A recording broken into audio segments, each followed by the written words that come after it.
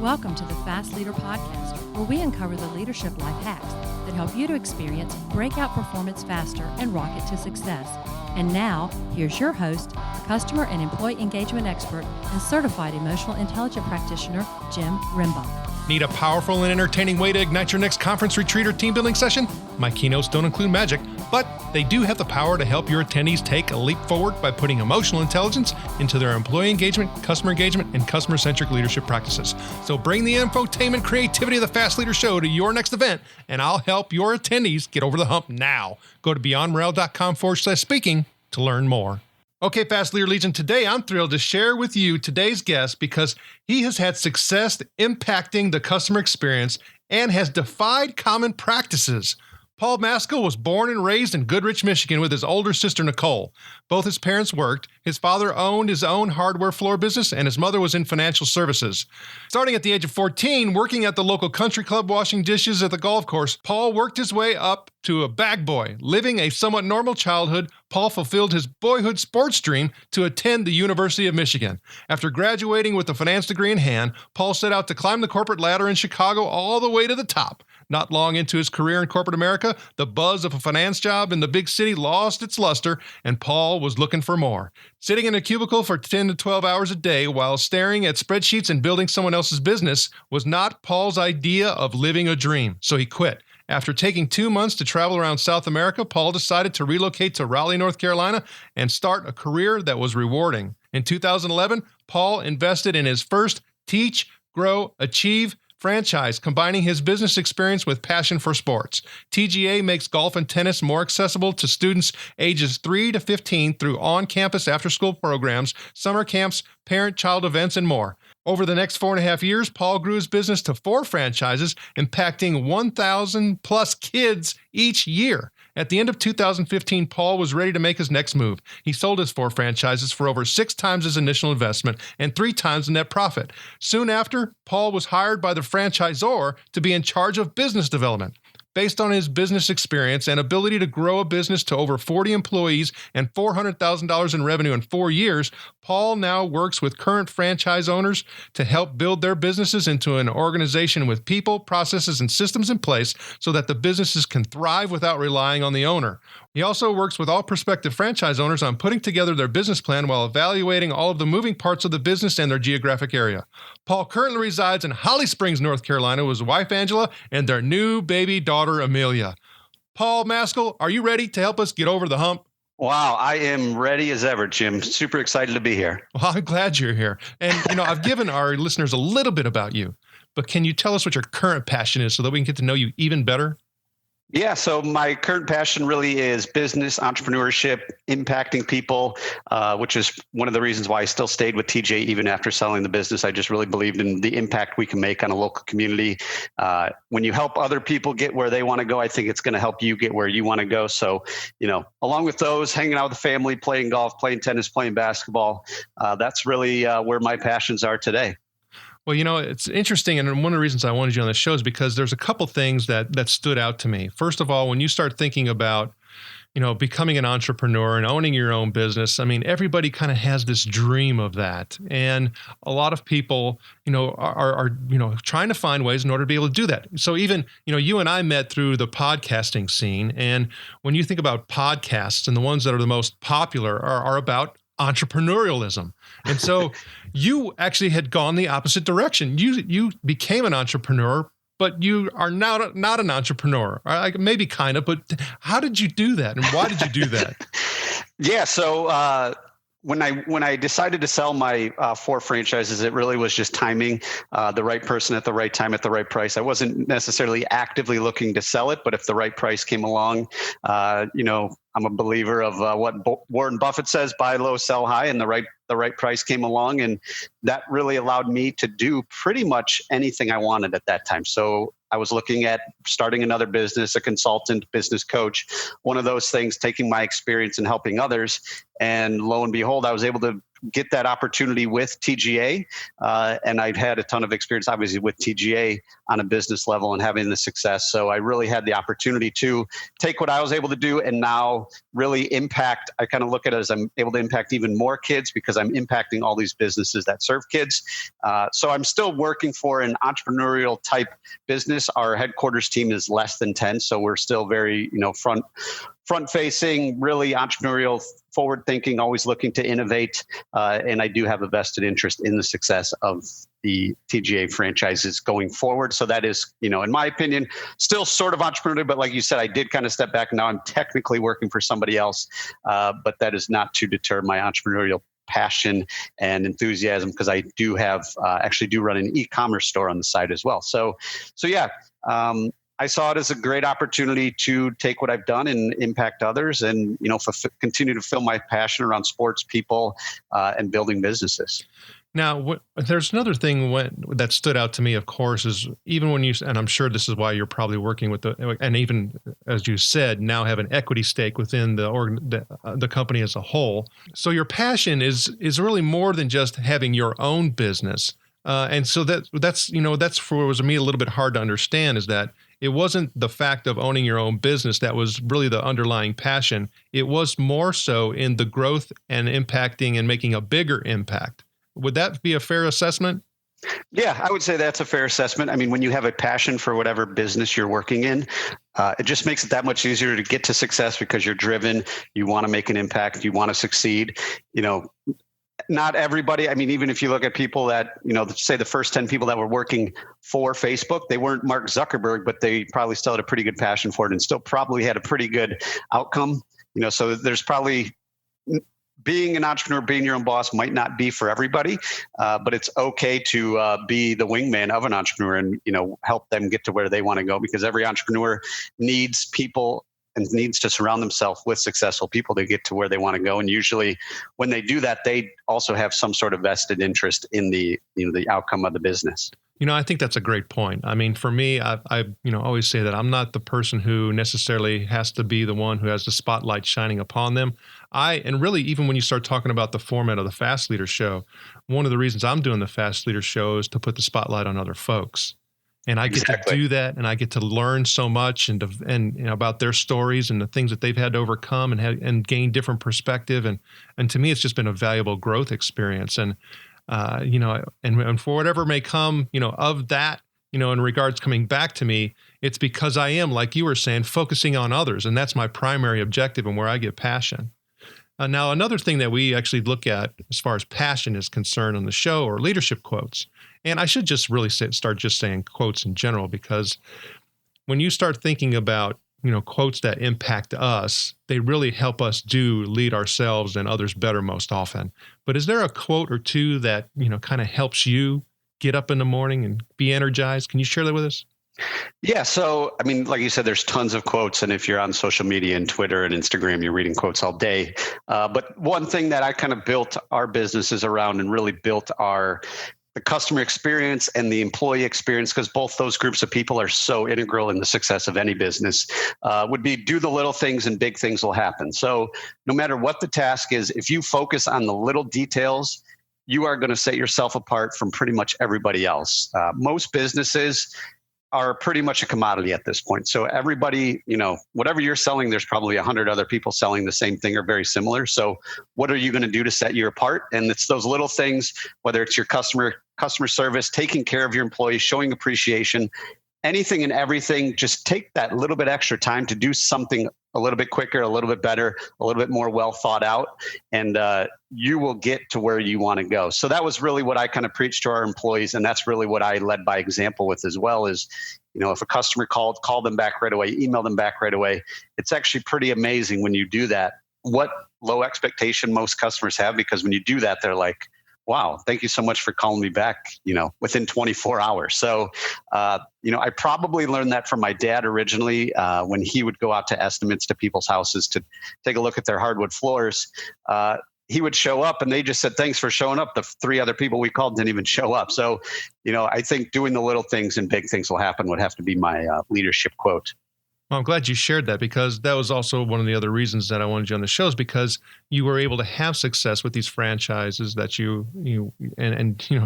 sold them for a profit. And obviously, when you start thinking about even the parent company or the franchisor, offering you an equity stake to come in, I mean, that's huge. So obviously, you stood out far beyond, all of their other, franchisees.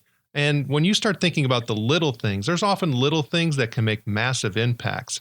And you shared one thing about the communication and response back, but what else did you do differently? And do you teach now these franchisees to do differently that will make a bigger difference so they do stand out, like you were saying, because pretty much all, products and services have become commoditized, is that, and we all, as far as consumers, look at our experience from a lot of different companies and compare them, to the one that we're doing business with in front of us. So, it's now a situation where, even the playing field has been kind of leveled across all different products and services that we purchase. What did you do different? It probably starts even before, if you take a step back and not even your interaction with your employees or your customers, but I think it starts before that and really just staying organized. I'm very organized. Coming from a finance background, I have spreadsheets for everything. And I kind of take the approach of, when I'm doing something for the first time, or I'm building a process or building a system, no matter how simple the task might be, I always ask myself, would I be able to do it this way when I have 40 plus employees? And would I be able to transition this task to somebody else doing it this way? And if not, let's take a little bit extra time, make it, so that way it's, repeatable and replicable and somebody else could do it. And staying organized, because when people start their business, they have a lot of time to kind of do a little bit of everything. So they're probably not as efficient as they should be. But as you start to scale your business, you really have to get efficient. And you can't provide that great customer service or that great employee, experience if you're busy doing all these things that are not really organized from a time management and an efficiency standpoint. So that's probably really one of the biggest things that I work with people, is building that solid foundation. So that way you're setting yourself up for future success. So perfect all your processes, get them all documented, and then start to scale, because then you're going to have more time to go out in the field and make sure your employees are happy and showing them appreciation and, giving your customers a courtesy call and, sending a thank you note to your most loyal customers, all those little things that then get people to promote you as well as continue, frequenting your business. That's some very good insight. And thank you for sharing. I have a friend of mine who is, kind of like a realtor for businesses. So he works on the buy and sell side of small businesses. Mm-hmm. And one of the things that he works with companies that are essentially getting ready to put their businesses on the market to be sold, is that he's working with them to help them build and document their processes. Exactly. And that's pretty much every time I did a process, I would record it using a screen recording software, something like Camtasia, as well as do a type up step-by-step process, because I was, if you read the book Built to Sell, that will really give everybody a good insight of, building a valuable, sustainable business, thinking with the end in mind really does help get you where you want to go. And then when it is time, to sell or to transfer ownership, or even just to step back and have somebody run your business on a day-to-day basis, and you can just kind of, collect the profits in sort of a passive income way, having all those things in place will let you do it and make sure there is no, bumps in the road from the sense of lower customer experience or lower quality of product or deliverable. Yeah, I think you also bring up this as an important point, just from and even if you're an employee of an organization, this is an important point that's going to help us move onward and upward faster, even though it doesn't apparently seem to be the case, because we're stopping and taking the time to document all of these processes, to document the different, flows, the different, and looking at things from a different perspective.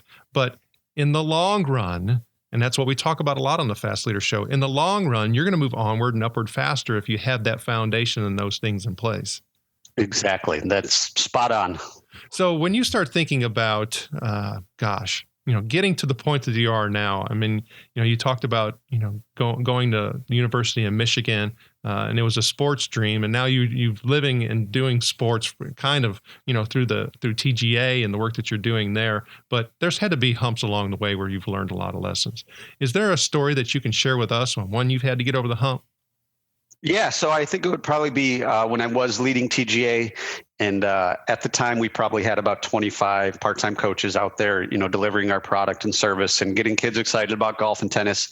But I was still doing all of the other work. So all of the busy work, all the admin work, probably working, 60 to 80 hours a week pretty easily, which was taking time away from me leading the business and, having the ability to take it to the next level. So really that was probably the hump, and to get over it, I took a few days, and just sat back and wrote down everything that I did on a regular basis. So it was basically a big giant chart, whiteboard, wrote down everything I did. And then I just started dividing them up into similar roles and then created a team to fill those roles. So that way I could begin to, really take the business to the next level, really continue to lead, because I didn't want to get to the point where my employees felt like I wasn't out there enough with them because I was always busy doing busy work that wasn't really helping the business grow. And then same thing on the customer side. Eventually, you're not going to be able to service all these customers. So I really, kind of took that step back, realized what I need to do, and then started putting the systems and people and processes in place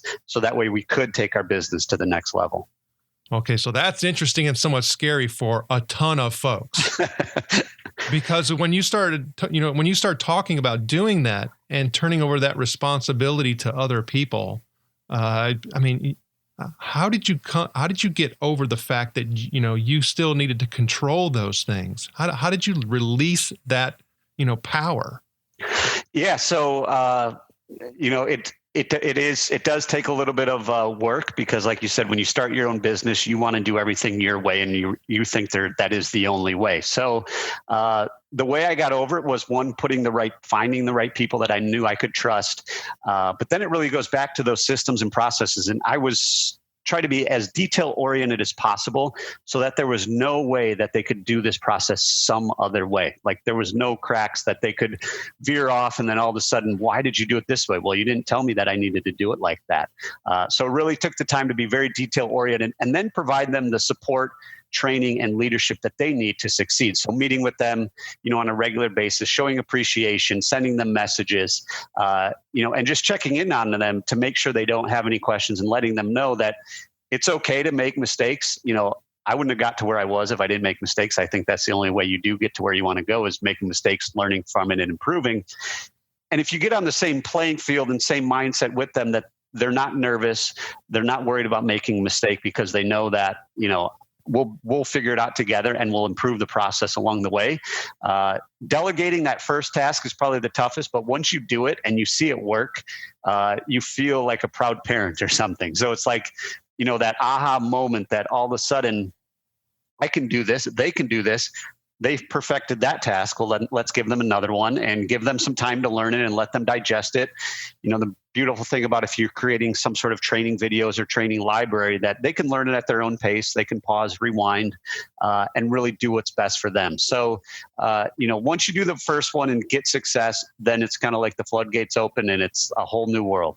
Okay. So now, as you were talking, and thanks for sharing that, is that I started thinking about the flip side of this. And one of the problems that a lot of organizations have in today's world is a problem with innovation. And if you start thinking about, I have employees, they now have, yes, these standard operating procedures and everything's documented and to a T. And I mean, we could possibly fall into a problem of stifling our ability to be innovative and our creative thinking. How did you balance that? Yeah, so that's really a great point, because you don't want to make these employees just feel like robots. So we would actually meet once a month to kind of have those brainstorming, innovative discussions. Where are we? Where do we want to go? And then how are we going to get there? So what new products do we want to add? How can we improve, our current products and deliverables? So we would meet once a month. I would take them out to dinner, a little bit of sign of appreciation. Thank you for your time. Employees love appreciation. People in general like to feel appreciated, even if you're not an employee. So really brainstorming with them. Okay, this part is going really well. Can we improve it? What about this? How can we make it better? And then what other new things do we want to add? What have you heard from our parents that say, I really wish you offered X, Y, and Z? So it's really important to have those brainstorming meetings, kind of get the creative juices flowing. And what I found was the most valuable is, when you put this team together, everybody has, a different mindset, a different mind frame. and they see the world totally different than you do. And they brought up so many things that I never would have even thought of just because my brain doesn't think that way. So it's really powerful because then you get 4 or 5 people at the table that aren't afraid to, make a comment or make a suggestion. It really does keep the innovation going. So I think that's really important to, stay connected with your people and appreciate them so they don't just feel like they're just doing a job. Once it turns into a job, they're probably going to leave. Okay, so Paul, as you were going through and talking about that, I started thinking about the word humility. I mean, you have to have the humility and be open to listening to all those, ideas and thoughts from other folks when you've created this, your baby, right? So where do you get your humility from, Paul? I guess just growing up, realizing, that you're really not that important in this world, right? There's 6 billion people. You're not really anybody important. So don't treat yourself that way and don't put yourself up on a pedestal. And, everybody out there is probably going through something more difficult than you. So I think it was probably just part of the way that I was raised, is to show appreciation for everybody, no matter where they came from. You don't know what they're going through. And then as you continue to and start to build a business, you really have to throw your ego out the door, and you've got to give credit to everybody else that's helping you build this business. So without employees, you're not going to have a business. Without customers, you're not going to have a business. And once you realize that, and you're okay with that you don't need to be the center of attention, you don't need to be the person getting all the credit. I have no problem, giving the credit to other people. And I think that really goes back to my passion for sports. And when you watch really good teams play, I grew up watching the Detroit Pistons in basketball. Basketball is probably one of my biggest sports passions. Is when they had really successful teams, it was about the team. It wasn't about one star, and they were kind of, going against the grain. But when you see that, and you see people sacrificing something for the betterment of the whole organization, or the whole team, that really does make an impact on you. So, whether you're coaching or playing sports, I think sports do give you a lot of tools that you need to succeed, in and out of the business world. Yeah, I think we're learning that more and more. So thanks for sharing. Okay, so I know you got a lot of things going on. You have an equity stake in TGA. You're trying to build and help others grow their business and make an impact on more and more kids. You just have a brand new, beautiful baby. What are some of your goals? So some of my goals on a personal level is really just continue, building businesses to allow me for more freedom on the back end, kind of being patient in there. A lot of people, I think, get caught up in the get rich quick. I want to build this business and make all this money and then, retire in 2 years. But I think to build a viable business, it does take time and patience. So, my goal, they've all kind of come full circle. When I was working in the corporate world, it was like I had 2 different lives. I left work at 5, 6, 7 o'clock, and I didn't even think, talk, or deal with work, but I didn't like going there at the same time. So it was like 2 different worlds. And now they've all kind of come into one, and I kind of use them to feed off each other. So if I wanted to go play golf, tennis, or basketball, I know that I need to get X, Y, and Z done with work. And if I want to hang out with family, I need to get this done with work, and I need to get up early to make sure I have time to do that. And then on the opposite side, in order to have, a family that what we want to do and have the freedom we want, I got to work hard in business. So those are really my goals, is, doing all those things kind of in a synergy way. And I think the best way to build any business is by, the more people that you impact and help get to where they want to go, you're going to be successful, and you're going to be a leader within whatever type of, niche, organization, anywhere, wherever you're doing your work. I think if you become a leader and you see that you're putting other people first, it's going to help you get where you want to go. And the Fast Leader Legion wishes you the very best. Now, before we move on, let's get a quick word from our sponsor. An Even Better Place to Work is an easy-to-use solution that gives you a continuous diagnostic on employee engagement, along with integrated activities that will improve employee engagement and leadership skills in everyone. Using this award-winning solution is guaranteed to create motivated, productive, and loyal employees who have great work relationships with their colleagues and your customers. To learn more about An Even Better Place to Work, visit beyondmorale.com/better. All right, here we go, Fast Leader Legion. It's time for the Hump Day Hoedown. Okay, Paul, the Hump Day Hoedown is a part of our show where you give us good insights fast. So I'm going to ask you several questions, and your job is to give us robust yet rapid responses that are going to help us move onward and upward faster. Perfect. Paul Maskill, are you ready to hoe down? I am ready and ready. All right. So what do you think is holding you back from being an even better leader today? Yeah, so ironically, this is the fast hump day hoedown. It's probably going a little too fast sometimes for others. So I realize that my mind is probably assuming that people know things that they don't know. So just going a little too fast, and then I should just take a step back and explain myself before getting ahead of myself, and especially getting ahead of them. What is the best leadership advice you have ever received? It's simple. You learn it probably when you're 3 or 4 years old. It's the golden rule. Treat others the way you want to be treated. When you do that to your employees and your customers and give them the experiences that you would want as an employee or customer, you will be successful. What is one of your secrets that you believe contributes to your success? Like we talked about before, time management and organization. When you are organized and you have your time set up for success, you're just going to get a lot more done a lot quicker. What do you feel is one of your best tools that helps you lead in business or life? I think it's simple. A calendar, working from your calendar, making sure everything's on your calendar. You got your time blocked off to make sure you get everything done. It's simple, but it still works. What would be one book from any genre that you'd recommend to our listeners? The Go-Giver by Bob Berg, I think is his name. Great book. He's a great guy out on Twitter as well. He's very responsive and love his message and what he does. Okay, Fast Leader listeners, you can find links to that and other bonus information from today's show by going to fastleader.net/Paul Maskill. Okay, Paul, this is my last Hump Day Hoedown question. Imagine you were given the opportunity to go back to the age of 25, and you've been given the opportunity to take the knowledge and skills that you have now back with you. But you can't take everything back. You can only choose one. So what skill or piece of knowledge would you take back with you, and why? I would have to say my work ethic and determination. So you can always obtain knowledge again. I mean, there's more resources out there than ever, but you really can't teach somebody how to work hard and hustle. I think you just kind of grow up with it. And if you have it, you can pretty much do whatever you want, not giving up. And you can always go find answers to knowledge that you need. So that would be it, work ethic and determination. Paul, it was an honor to spend time with you today. Can you please share with the Fast Leader Legion how they can connect with you? Yeah. So if you're out on Twitter, it's just Paul Maskill is my Twitter handle.